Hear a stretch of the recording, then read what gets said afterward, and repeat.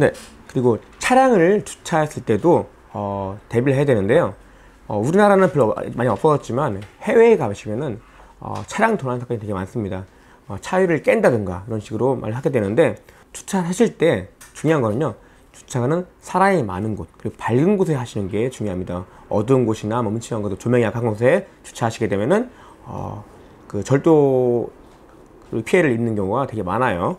그리고 차량 내부에 뭐 지갑이나 신분증, 아니면 이제 이런 휴대폰이라든가 전자기기들을 차량에 놓지 않는 게 좋습니다. 왜냐면 특히 이런 휴대폰이라든가 지갑 같은 경우는 신분증이 있잖아요. 그런 게 여러분들 신분이 노출될 수 있고, 아니면은 그걸 이용해서 여러분들이 또 다른 피해를 입을 수 있기 때문에 그런 것을 이제 차에다가 뭐 방치해 놓는다든가 그런 거는 하지 않는 게 좋습니다. 그리고 요즘에는 그 스마트 키를 많이 사용하게 되는데요.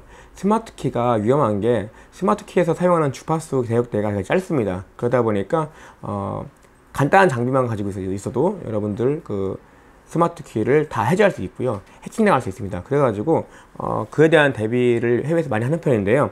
스마트 키를 뭐 냉장고에 넣는 경우도 있고, 아니면 전용 파우치나 아니면 알루미늄 포일로 감싸가지고 보관하는 경우도 있습니다.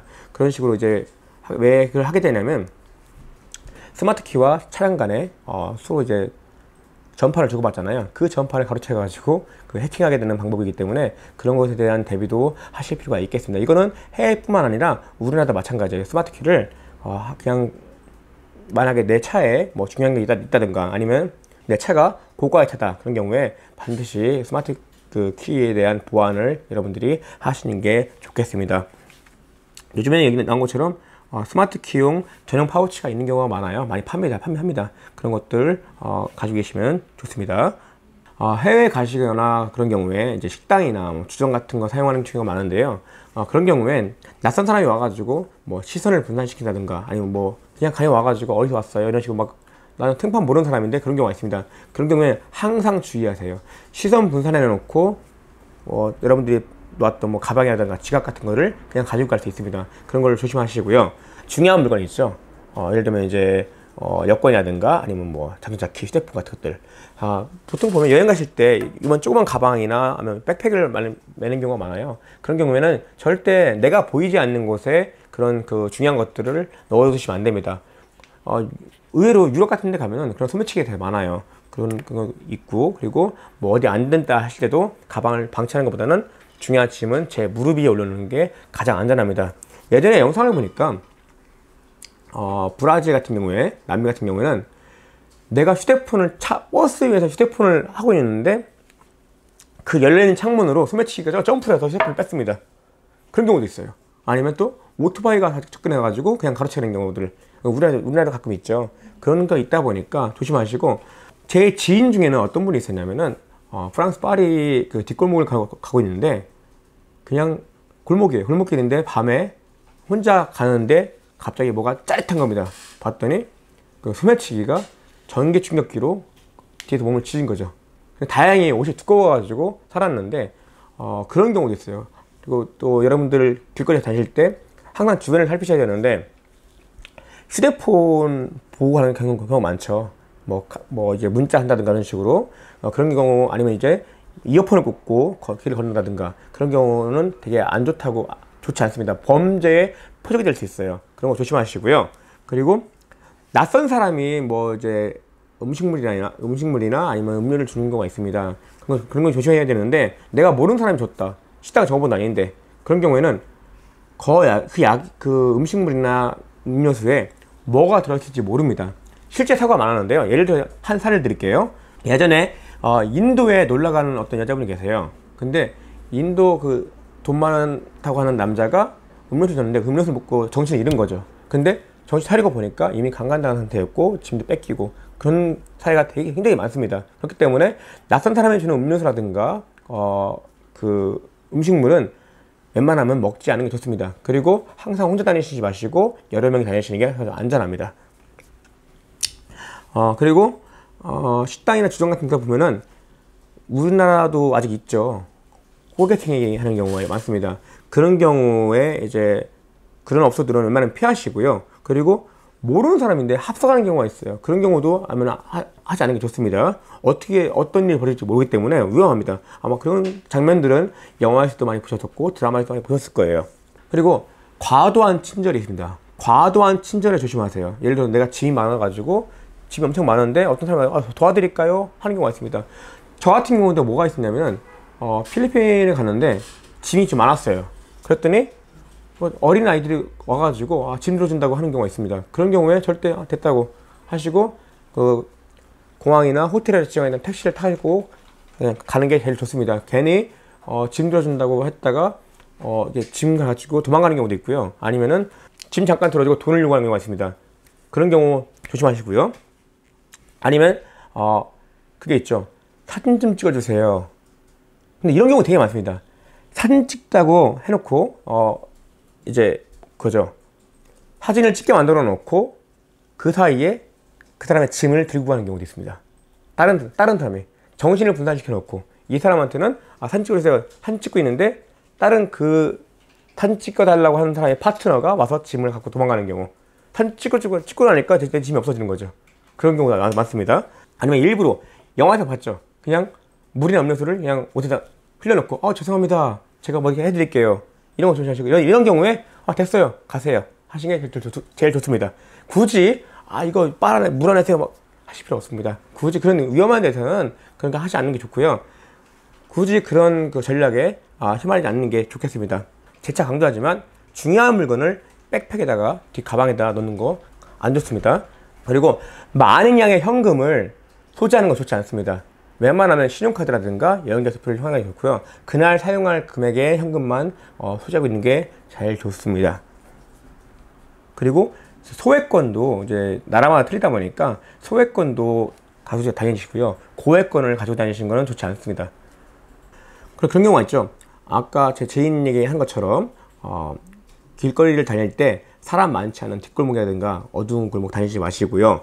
그리고 만약에 내가 소매치기를 당했다. 소매치기를 당했는데 내가 굳이 쫓아가가지고 잡아야 될 필요는 없습니다.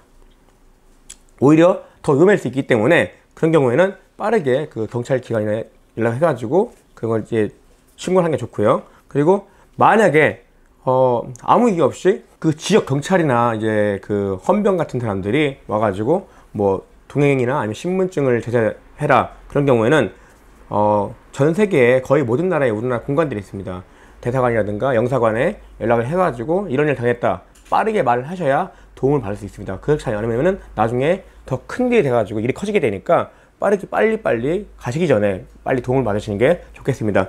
그리고 나라마다 틀린데 강도를 만나는 경우에 칼로 쓸 수도 있고 총기가 많은 나라에서는 총을 쓸 수도 있습니다. 그런 경우에는 굳이 대응하지 마시고요. 대응하지 마시고 그냥 요구하는 대로 빨리 줘버리고 그 자리를 이탈하는 게 여러분들이 가장 안전하다고 할 수 있겠습니다. 내가 정말 싸움을 잘한다. 내가 무슨 몇 단인데 괜히 칼 막 뺀다고 하지 마시고 아무리 자신이 있어도 웬만하면은 무기를 들고 있는 상대는 여러분들이 굳이 대응하지 않는 것이 좋습니다.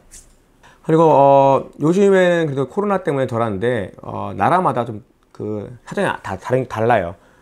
시위가 많은 나라도 있고 아니면 소위 사태가 있는 나라도 있습니다. 그런 그 지역에서 괜히 그 시위대나 소요 사태가 벌어진 상황에서 그 무릎에 그 무리에 섞이지 마시고요.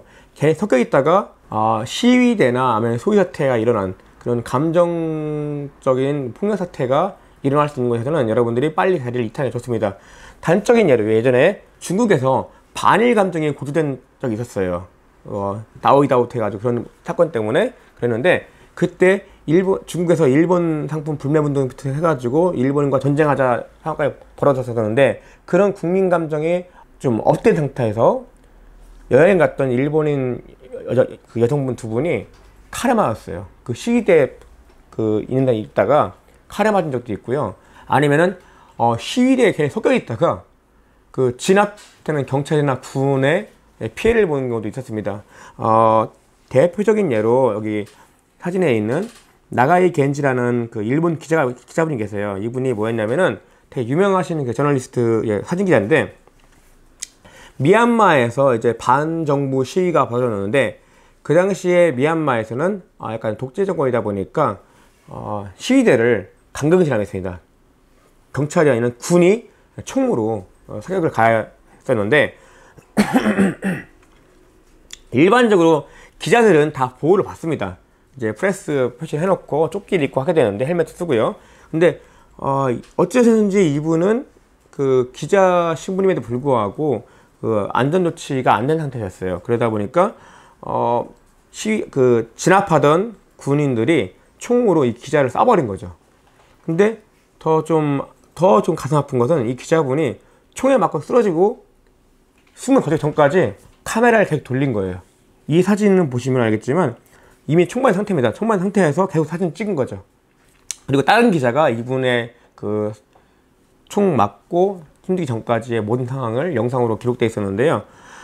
이런 식으로 만약에 내가 NGO다. 그럼 NGO 표시가 확연하게 드러나는 조끼라든가 아니면 그런 것들을 하고 있어야 되는데 예를 들면 UN 같은 경우에는 UN의 모든 직원들은 하늘색 모자나 하늘색 그 조끼를 착용합니다.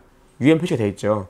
절대 UN 직원 건드리면 안 되고 적십자는 빨간색 레드크로스 표시가 되어 있죠. 그런 식으로 다 표시가 되어야 되는데 그게 되지 않은 상태에서 그런 이제 소위 사태 있는 곳에 들어가게 된다면은 여러분들은 보호를 받을 수가 없습니다. 그렇기 때문에 반드시 굳이 그 지역에 들어가 있고 그 무리에 섞여야 된다면은 그런 안전조치를 반드시 취하시고요. 그리고 웬만하면은 어지간하면은 그런 지역에 가지 않는 게 좋겠습니다. 자, 여러분은 숙소에서 호텔이나 아니면 여러분들이 묵는 숙소 게스트하우스가 있습니다.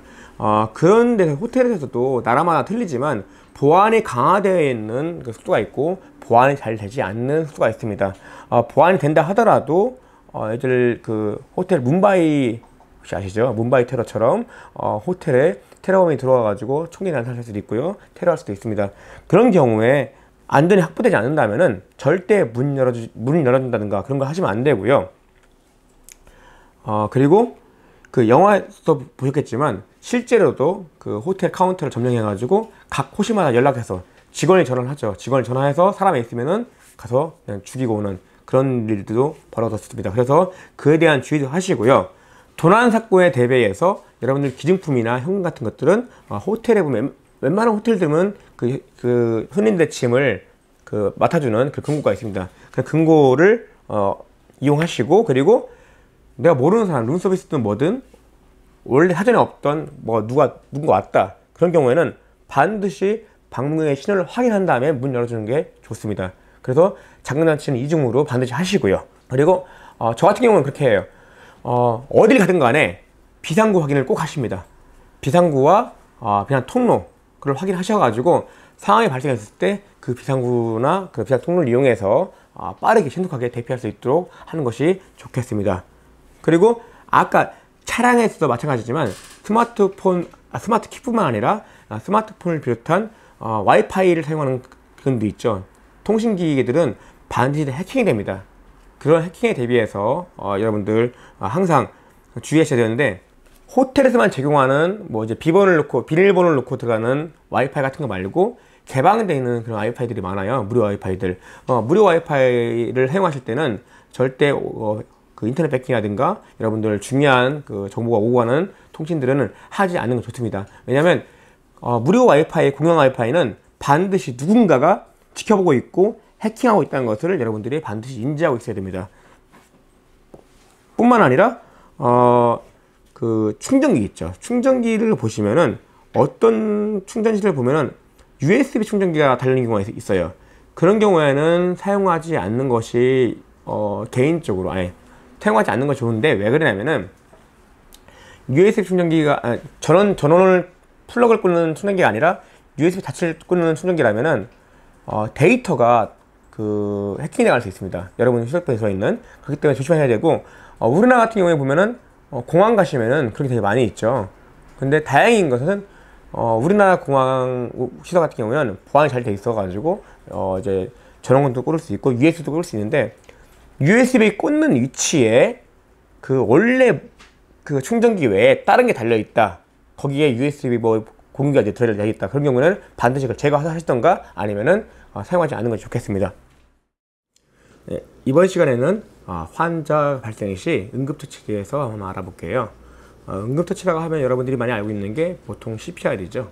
그 심장 마사지를 많이 알고 계시는데, 응급처치라는 것은 환자 발생 시에 심장 마사지뿐만 아니라 전문적인 그 의료 서비스를 받기 전까지 취할 수 있는 모든 것을 응급처치라고 합니다. 그렇다면 응급처치가 왜 필요할까요? 응급처치는 여러분들이 사람을 살릴 수 있고, 그리고 당신의 조치로 인해서 이 사람이, 환자가 영구적인 장애나 그 이후의 후유증을 완화시킬 수 있는 역할을 하게 됩니다. 그렇다는 것은 여러분의 응급처치로 인해서 다른 사람을 구할 수 있다는 거죠.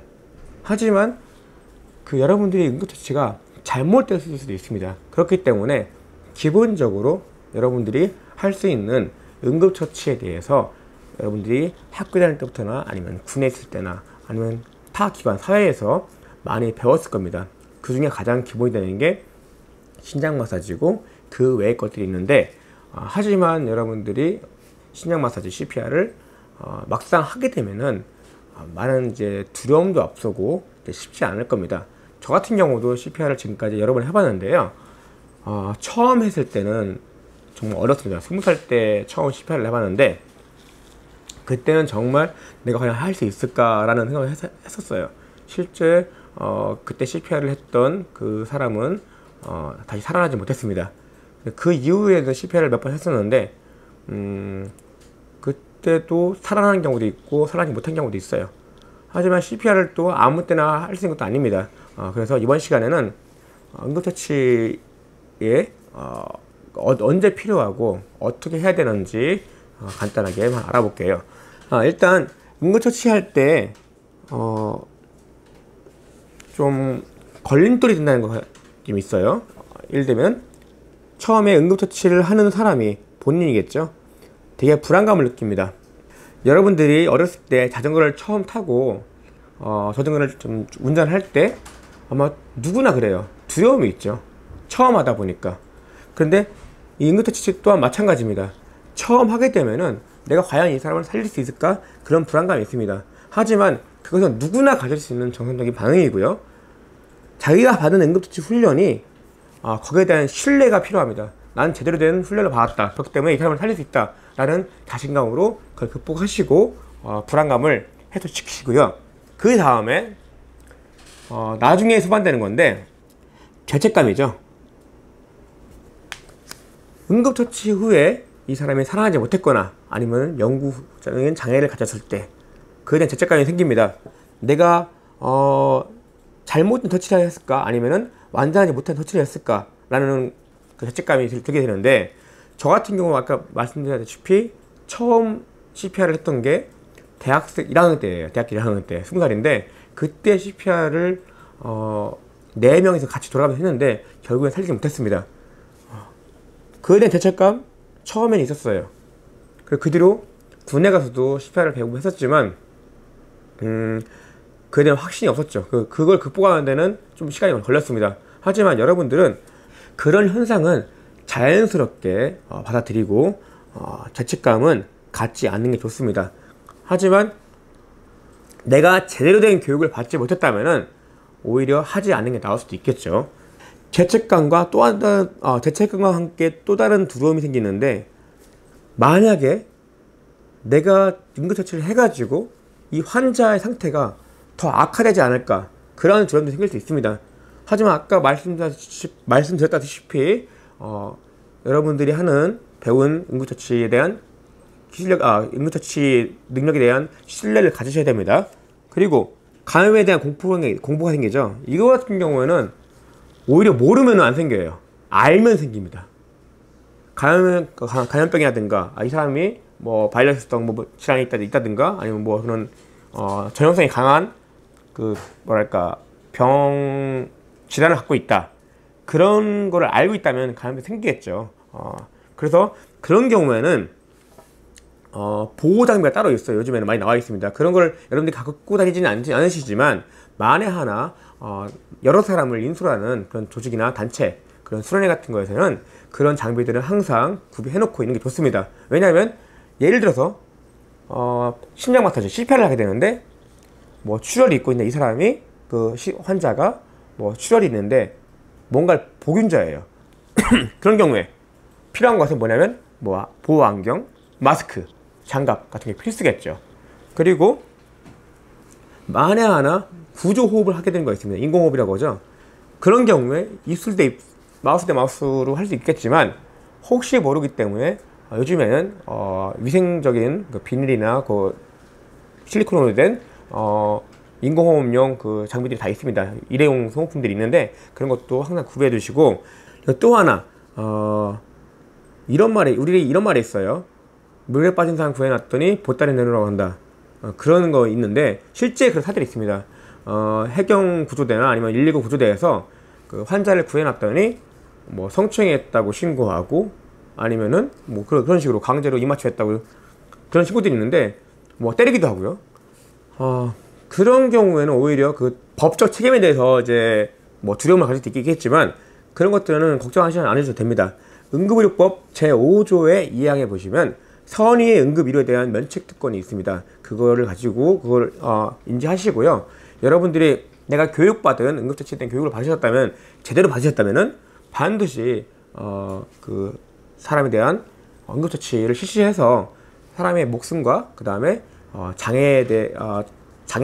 후유장애에 대한 위협으로부터 다른 사람을 여러분들이 구할 수 있다는 것을 명심하시기 바랍니다. 자, 그럼 본격적으로 환자 응급처치를 어떻게 되는지 한번 알아봅시다. 응급처치에 대한 기준이나 그런 것들은 조금씩 달라요. 뭐 기관이나 국가마다 좀 다른데, 일단은 첫 장에서는 해외에서 어떻게 하는지, 구체적으로 어떻게 하는지 알아볼게요. 내가 해외에 나갔을 때 아니면 공해상에 있을 때 여기 기준은 EFR이라는 단체의 이제 기준을 적용했습니다. 일단은 생존 체인이라는 게 있어요. 맨 처음에 조기에 환자를 인식한 거죠. 환자를 발견했으면 일단 제일 먼저 해야 될 거는 연락이죠. 도움을 요청합니다. 세계 어디서나 휴대폰으로 111 누르면은 EMS 서비스를 받을 수 있습니다. 그거 모르셨죠? 111이라는 우리나라에서는 경찰이 됩니다. 우리나라 왔을 때 119가 맞겠죠. 근데 다른 나라에 갔을 때 111을 누르게 되면은 곧바로 EMS 서비스를 받을 수 있습니다. 그리고 뭐 휴대폰이 없다면은 무전을 통해서 뭐 할 수 있겠죠. 공해상 같은 데서.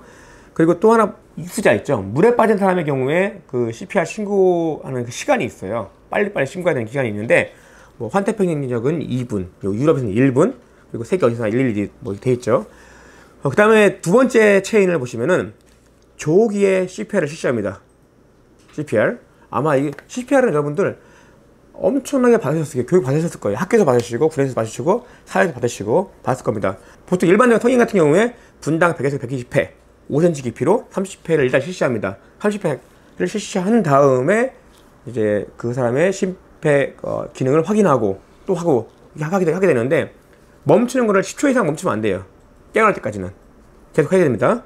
그리고 이걸 왜 하게 되냐면, CPR을 할 때 심장 마사지를 하게 되면은 거기에 있던 혈액이 뇌로 가게 됩니다. 뇌를 비롯해서 주요 장기에 혈액이 가게 되면은 산소가 공급되기 때문에 그 장기들이 기능할 수 있겠죠. 하지만 그게 안 된다면은 뇌도 그렇고 장기들도 그렇고 기능을 하지 못하고 사람이 생명을 잃게 되는 거죠. 그리고 네 번째 체인, 조기의 제세동. 일반적으로 CPR을 혼자 하고 있지만 요즘에는 자동 제세등기가 있어가지고 그걸 쓰게 됩니다. 사람이 혼자 계속 하기는 힘들어요. 아마 CPR 하셨던 분들 알겠지만 혼자 CPR 하는 게 쉽지가 않습니다. 땀이 엄청 나거든요. 그런데 이제 요즘에는 유만한 박스 같은 거 보셨을 거예요. 그거 보시면은 거기에 다 써 있습니다. 다 써 있어요. 나 사용할 줄 몰라. 괜찮습니다. 다 써 있어요.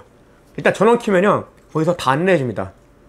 일단은 환자 옷을 벗기고 거기다 패드를 나와요. 패드 붙이고 전원 키세요. 그러면 여기서 환자에게 떨어집니다. 그러면 지가 알아서 다 결정합니다. 여러분들이 CPR 할지 몰라도 다들 해줘요. 그만큼 편한 거기 때문에. 그리고 조기에 전문가의 처치를 받아야죠. 바로 의사입니다. 의사들에게 처치를 받고 후속 처치를 해야 그 사람을 살릴 수 있는 겁니다. 이게 바로 국제적으로 통용되는 생존 체인의 그 모습이고요. 우리나라 같은 경우는 약간 다릅니다. 우리나라는 이제 보통 그냥 BLS라고 하는데요.